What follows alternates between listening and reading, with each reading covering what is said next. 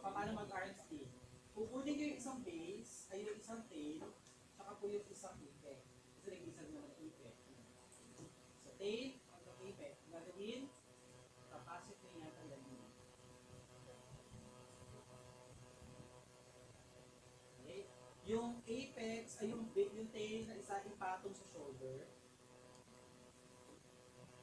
Napatong na po. Okay. So ha, tandaan nyo ha, ito yung technique.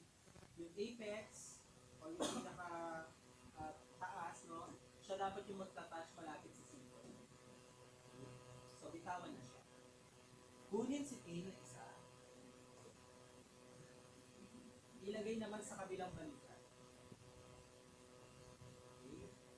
Nailagay na sa isang balikat. So, ano sunod na gagawin? Square knot sa likod. Square knot sa likod.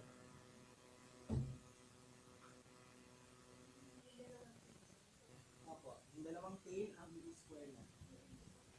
Pangit ang pagkakagawa. Square knot na.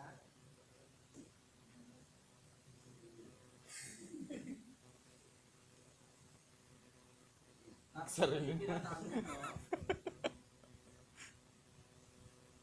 So, kailangan nakalabas po yung kamay. Kailangan nakalabas yung kamay. So, yung pinaka-apex, bukulin.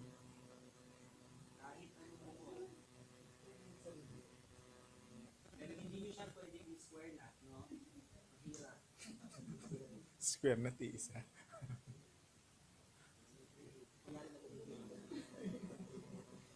Okay na?